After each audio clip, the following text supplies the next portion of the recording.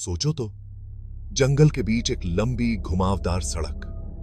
सूरज अभी ढला है, शाम की फियरनाक रोशनी अजीब से साए बना रही है। अब इस सड़क के अंत में एक पुराना खाली हवेली देखो। यहीं से हमारी कहानी शुरू होती है। बहुत समय पहले इस हवेली में एक अमीर परिवार रहता था। वो अपनी शानदार पार्टियों और ऐशो आराम के लिए जाने जाते थे। लेकिन एक रात सब कुछ बदल गया। पूरा परिवार बिना कोई निशान छोड़े गायब हो गया और हवेली सालों तक ऐसे ही खाली पड़ी रही। आसपास के लोग कहते हैं कि इस हवेली पर कोई भूतों का साया है। वो कहते हैं कि अगर तुम हिम्मत करके अंदर जाओगे तो उस परिवार की फुसफुसाहटें आज भी सुनाई देती हैं। और एक रात कुछ दोस्तों ने बस यही करने का सोचा। वो लोग हवेली में तब पहुंचे जब चांद सबसे ऊपर था। टॉर्च और रोमांच की चाह के साथ उन्होंने अंदर कदम रखा। हवा ठंडी थी और उनके चारों ओर खौफ का माहौल था। खाली गलियारों में उनके हर कदम की आवाज गूंजती थी, उनके डर को और बढ़ाते हुए।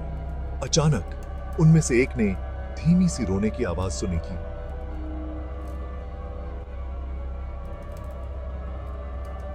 वो सब रुक गए, ध्यान से सुनने लगे। रोने की आवाज तेज होती गई और एक डरावनी चीख में बदल गई।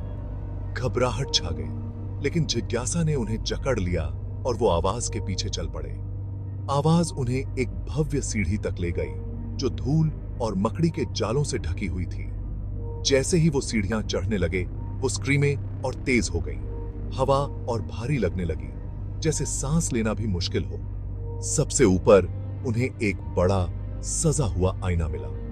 उसमें उनके चेहरे नहीं, बल्कि गायब हुए उस परिवार के भूतिया चेहरे दिखाई दे रहे थे। वो सब वहीं फंसे हुए लग रहे थे, उनके मुंह चुपचाप स्क्रीमते हुए।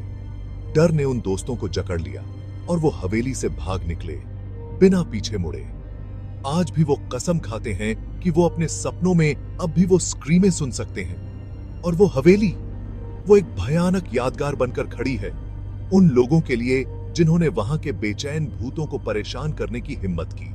तो अगर कभी तुम खुद को उस घुमावदार सड़क पर पाओ तो सावधान रहना। वो भूतिया हवेली अपने अगले मेहमानों का इंतजार कर रही है। देखने के लिए शुक्रिया। लाइक, शेयर और सब्सक्राइब करना मत भूलना। और भी फियरनाक कहानियों के लिए। मीठे सपने। अगर सो पाओ तो